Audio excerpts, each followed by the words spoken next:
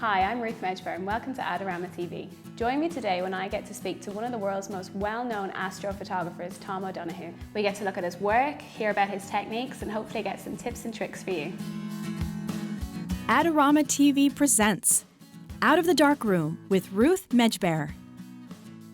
I'm delighted to be sitting here in the Dunsink Observatory, and that location can only mean one thing: astrophotography. Joining me today is Tom O'Donoghue. Tom has had some amazing work, exhibitions, he's given talks all about astrophotography. His work has even been showcased by NASA, and he himself has even moved country in search of clearer skies. Tom, thanks so much for joining us today. It's an absolute pleasure to have you here in this observatory. I'm sure you've probably been here before. I've paid a few visits, yes. Thank you. So tell me, how does one get started in astrophotography? Was it like always a love of photography and then you just looked into the astro side of it, or how did it happen? I wanted to try something challenging, and I've always had a love for science and for space and for astronomy. So I first purchased was a Canon DSLR and a barn tracker mount, and I attempted to take photos from the suburbs of Dublin. Wow. Just trying to take star trails, just trying to be able to focus the camera, and seeing what kind of stars and what kind of objects would come through in a 30-second image, which was just a very basic setup. Wow, it sounds basic, but I suppose if you're coming from it from absolutely no knowledge at all, which is what I'd be doing, it sounds a little bit more trickier, I suppose. Did you have a knowledge of photography first, or did you just jump into this completely? Well, my knowledge from photography came from a school club, where we used to develop our own pictures and take our own shots. And the astronomy itself came from magazines from the same astronomy club in school. Just seeing the colour photographs, I just thought they were incredible, and someday I wanted to try them. Now, it took 20 years to finally get a telescope and to progress into the photography. But starting from your back garden, it's a great way to get into the hobby. It's cheap. The access to clear skies weren't that important to me at the start. I didn't understand about light pollution. I didn't understand about how a camera will pick up the orange lights and what other kind of problems that you will come across that would lead me to venture to dark sides. I was total amateur, total novice. You're learning as you go kind of thing. And still am learning, yes. Yeah, but look at what you can create now, though. They're fantastic. I'm still going, yeah. So explain to me a little bit more about astrophotography, because I know there's all sorts of different types. So what could be an example of them? You do lots of different things, from star trails, which look very different than the nebula and everything else that you do. So explain to me what the types are, if you don't mind. Yeah, well, astrophotography is such a broad subject. I mean, astro really means star. So we, as astrophotographers, do include items like the moon, the planets, aurora, things like moon dogs, moon bows, iridium flares. There's a huge list of things. Wow. A lot of them are weather phenomena, a lot of them are atmospheric phenomenon. But really, astrophotography, the simplest ways are wide field star shots like constellations. You can zoom in and do deep sky photography, like what I do myself. Yeah. You have the moon, the planets, and solar photography, which is another section with different type of setup. And then you have kind of high focal length deep sky photography, which is, the equipment constraints are enormous at that stage. I'd imagine. So it's kind of the deeper you go, the more you see, but obviously the more expensive it gets as well. Yes, exactly, yeah. Okay, so bring us back then to the edge of where we are now. And let's take me, for example.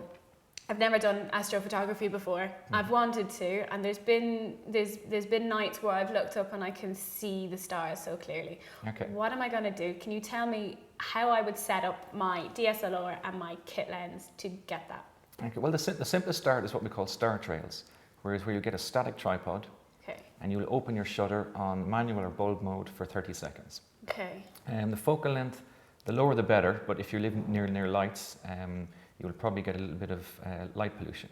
But a simplest shot, open your aperture for the 30 seconds, pointing it north, if you live in the northern hemisphere, towards Polaris, and you'll notice the whole Earth will rotate in that 30 seconds around the North Star. And you'll have your first star trail.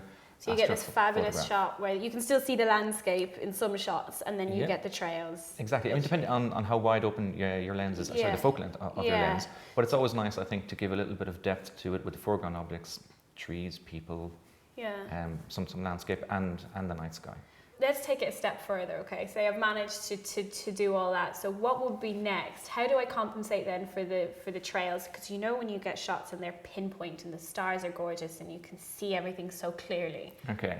Talk me through that. So when you see the final shot, you mightn't realise what all the equipment that will go into some shots where the stars remain pinpoint.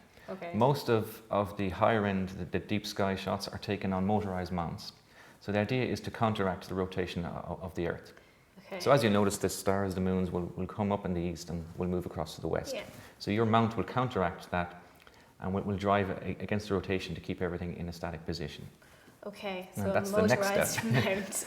A motorised mount. Okay. Now they come in basic forms. There's a lot of astronomy shops are now bringing out versions for DSLRs, for Manfrotto type tripods, which will attach on just like your regular camera head, Okay. and will effectively act as a wedge to elevate your whole tripod axis to whatever latitude you're on. So here in Dunsink we're at about 53 degrees.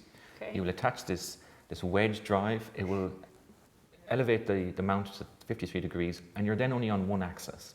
Okay. So you can then use a simplified mount to drive across the sky once you've selected your target. And that will allow you to do, with the cable release, long exposures, capture more objects, and will also then introduce you to the world of stacking and signal to noise. Okay, so that's okay. So we've done this. We've tracked, say, stars, and we want them to be pinpoint. So we've put it on this mount that counteracts and it drives the other way around. Am I getting this right? That's correct. Okay, so now I've got my pictures of the stars. Noise. That's what you're saying, because I'm open at a 30-second exposure or however long this is open for. Yeah. Surely my camera is going to be quite noisy. It will. Now, I mean, for shots like the moon, which would be a single static shot, a good low ISO 100, 200 is in fact really 100 is what you're looking for. Really? If you're only shooting 30-second shots, I would say increase the ISO to 1600 and enable the noise reduction in your camera settings. Okay. Now, what that will do is if you take a 30-second shot, it will take another 30-second shot, it'll leave the shutter closed and subtract that from your initial 30-second image, and you get a resultant your image minus the 30-second noise reduction, and it cleans it up. It removes dark pixels, hot pixels, just gives a smoother, cleaner image. A cleaner image. So that's if you're going for 30-second shots. If you are on a motorized mount and you're taking 5-10-minute exposures, it's very, very time consuming, and there are better ways to do it. I would say turn off the noise, leave on the noise reduction. I would say turn off the dark frame subtraction. Wow. Tell me about, say, these images here, for example. How much work will go into them? Well, for the first shot of Orion, this is my first ever proper mosaic. Okay. I started in January and I had finished taking the shots over 25 nights. I think. And where were you when you were shooting this? At this stage, I'd moved to Spain to continue the photography, ideally for 4 months, and I ended up staying for 3 years. So the reason I'd taken on the Orion project was because I realised I wasn't going to go home. I was enjoying it too much. Okay. And I decided I'm going to try something difficult, proper project shot, and see how long it takes me. So 3 months of shooting, and because it was my first attempt, 6 months on the laptop to put it together. 3 months shooting, 6 months post-production putting it together. Unfortunately, I had to start again and again because it was self-taught. Yeah. You build on what other people learned before you. I wasn't reinventing anything, but I needed to learn the techniques and try different methods. Each photograph is different. You have to deal with it differently. So if you did 25 nights shooting, how long are you standing out there for shooting this? Well, I like to be at the telescope. I don't have automated focusers. Okay. So in that sense, I'm old school. I would stand and watch virtually every single frame come off. You've got to be rootless. When you're talking about the pinpoint stars, any aberration such as a gust of wind, a cloud passing, will effectively soften your picture or give you a bad signal. I'll throw it in the bin. I don't mind. I'll stay up a little bit later. It's fine. So other than going into the house to warm myself to get a cup of coffee, you stay there. I'm staying there watching it. Yeah. Is that how you get such detail in your exposures, or how does that come about? Because I'm looking at these images and there's so much going on in them that I have no idea how. Because if I was to point a camera up there, even with all the equipment in the world, I'd just come back with white light. So how does that happen? How do you get that detail? Well, originally the trip to Spain was to go for the dark side. So I'd gone out there on a little recce, found an ideal spot in the middle of nowhere, and thought, okay, I'll rent here. So I knew it was a dark sky, and I even had instruments to measure the light and the background darkness. So I knew that was going to be no problem. Next after that, it was setting up the equipment. Focusing is critical. As I said, I was doing it by hand, but going through each subframe, throwing out the ones that you're not happy with, and stacking your final images to get, well, for example, just a black and white stacked image. From there on, the post-processing, you can sharpen them, but I like to be subtle. I don't like to over-process. I don't like noise in the background image, so I'd rather go for more data rather than pushing the processing too much. But you've got to be careful, you've got to be patient, and you've got to be ruthless. This is Ruth Medjber for Adorama TV. Don't forget to check out Adorama's latest contest online for your chance to win some amazing prizes. So obviously then, these kind of shots that you're doing, that you've set up in Spain and you're spending months and months and months preparing, they're not on a DSLR, are they? No, you can do this with the DSLR, but the CCD cameras that I use are generally more sensitive, and you can cool those. So the biggest thing with the signal to noise ratio is a cooled camera or cooled chip gives you a lower noise value. Okay. Now I know a lot of DSLR photographers who will encase their camera in a lunchbox of ice. They will cut a little hole, and it's like the underwater camera covers that you get now. Okay, yeah. Fill it with ice and just have holes for the cables to come out and to try and cool the chip down. That's a fantastic tip. It's a great way to do things. It might void your warranty, but we can do. Oh yeah, definitely, because other people take off the back and put a thermoelectric cooler on it. It's gone, yeah. Yeah. And I don't know even if you can use them for daytime photography anymore. No, probably not. So you just recommend literally cooling down the camera then, so ice and kind of obviously just stick some fans on it. Ice packs maybe, not so much ice. Ice, yeah, not in a bucket of ice then. Right. So tell us a bit about the CCD cameras then. How do they differ from DSLR? CMOS chips are generally what you get in DSLR. CCD are literally the CCD chips. Okay. I won't go into the manufacturer or anything, but they generally have a lower noise threshold. They're more sensitive, and with the camera themselves, you'll find there's no lens that comes with them. There's no buttons on the back. Yeah. There's no interaction with it whatsoever. You need to control it with a laptop or a PC. Yeah, and it's fed kind of straight out. Then. It's got a power cable, a USB cable, and then there may be an option to water cool to even further drop the temperature of it. But it is just a chunk of electronics and a chip. And would you recommend that then for a photographer who's worked primarily with DSLR, has gotten really into the astrophotography? Would you say that's a little step up then? As far as quality goes, it's the biggest step up I've made. I think I'd have to say is the difference between my DSLR, the Canon 350 I originally started with, and going to a small chip CCD. The signal was better, the focusing was a lot sharper. Now the problem is that cost-wise, the DSLR chip and what you get in the same, say, price range for CCD is a much smaller chip. So you effectively end up with a lot smaller field of view.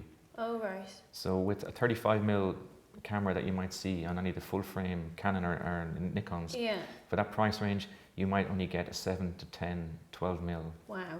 Version in CCD. Now the prices they're getting more comparable to each other, but that was the original issue. Vast expense for the amount of, as you say, real estate on a chip. But I suppose you're attaching it to a scope, so all that's going to come into effect, and you're going to be thinking about all that down the line. It is. It's very, very hard to find an object, even if it's as big as the moon, when you've got a small chip. Yeah. You're trying to line it up by eye. But so I would say the DSLR people have a great advantage with that. Really? Full frame, nice wide open sky. Okay. So it's I'd say until you're very happy or you're kind of well versed and proficient in your processing, I would say then move up to CCD.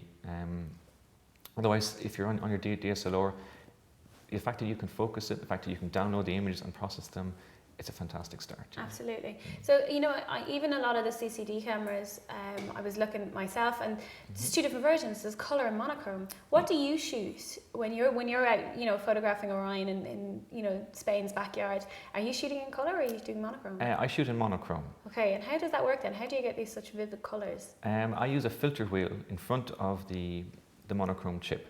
So the filter wheel goes in between the camera and the telescope. And you can control it again with a hand paddle, so you can just flick a switch and it'll rotate to the next filter, or you can control it with your laptop. And I'll generally shoot through red, green and blue filters, and there's one or two extra what we call narrowband filters to capture some extra chemistry going on in the sky. But it is all red, all green, all blue, and you stack those together to get master red, green and blue. You stack that to get a full colour image, and then you blend that with the clear filter, which is just the black and white image. Again, so much post-production. Massive amounts of post-production. I mean, the whole idea is that you set up your equipment, which maybe takes 20% actually getting everything ready. Yeah. You spend another few days, hours. I mean, you can take a photo in one night, but the next section is actually gathering the data. Then you have to calibrate the data. The 60 hours that are in that image, or the 56 hours, I would normally spend that on the laptop again. Wow, so there's an awful lot of work. It's massive. You seems to have a lot of patience to do this, and absolutely, a lot of dedication. So how do you call it the Orion project because it's taken such a chunk of your time? How do you just pick something? Do you just look through some books and go, okay, I want to do this next, I want to do this next? How do you come to a conclusion that that's next? Well, I'm right at the cusp now of changing from going for the classic objects like the Pleiades, like the Seven Sisters, like the Orion and the row of Fucii, which is very difficult to pronounce. Okay. Very, very colourful nebulae. But these objects were some of the ones that I saw in those magazines 20 years ago. I just thought, someday I'm going to catch those. They're just very, very famous objects. If you're doing photography, they're first on your list. Yeah. Like your cat at home. Your first shot is something that you're familiar with and something that you're aware of and you know how it should look. What I'm doing now with these large mosaics and expanding from Orion and a few other objects into huge mega mosaics, as I'm calling them, you don't know what's out there, and I love that. The most exciting thing has always been a new object and watching that first frame downloading on the screen, and you just get the tingles because you know straight away if this is going to be good or not, and then you can invest the time on it. I've started on objects, didn't like what I was seeing, and moved on to something else. But in the last couple of years, we go deeper and deeper with these images to pull out more detail from the background because there's a lot in space, and we're finding new objects. So photographers are discovering things. It's great. Yeah, it kind of really seems that way. You're pointing it up and you're looking and you're spending the time discovering what's out there, and then everyone else is kind of catching on.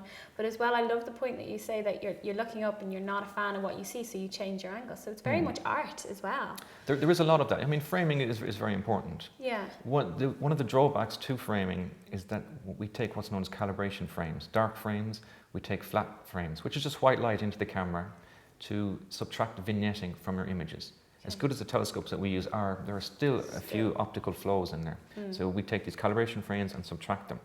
Now the problem with one of those, the white light frames, is if you rotate your camera, you effectively have to reshoot your light frames again. Okay. So unless there's a specific object I'm just going to shoot for a few nights, then orientation and framing and I guess a good eye is exactly what you want. For the project shots, I generally stay in portrait or landscape for months. Really? That's the idea. Yeah, and you probably have an end goal in your head of how this is supposed to look. Because I mean, you're selling these to people, from your website, from your gallery shows, and people can pick up prints and everything. But it's not, astrophysicists buying them. They're not buying them because they like what's out there. There's people buying them for an aesthetic value. So what you're doing is brilliant. It's art, and it's documenting something that very well might not be there anymore. Yeah, well, I have to say it's definitely on the art side. Yeah. Unfortunately, with some of the post-processing, you may have to remove a satellite trail. There are certain cloning stamps that you'll be familiar with in Photoshop. So people say, well, it's not science anymore. It's scientific in that what we're shooting up there is pure physics and chemistry. But once the finished product is there, it's definitely art, because you've added your own input to it. Absolutely. Once you stretch the image, you've changed what it is. Yeah. Art. So I think what you've done then with astrophotography is somewhat found the balance between science and art. I'd like to think so. Yeah, I do, and you've got some beautiful results. Thank you very much. Thanks so much for joining us today. That was absolutely brilliant. Cheers. Thank you very much for that. That's it for another episode, but join us again on Adorama TV, where I'll be speaking to another great photographer, getting to know their work, and hopefully getting some tips and tricks for you. Bye for now.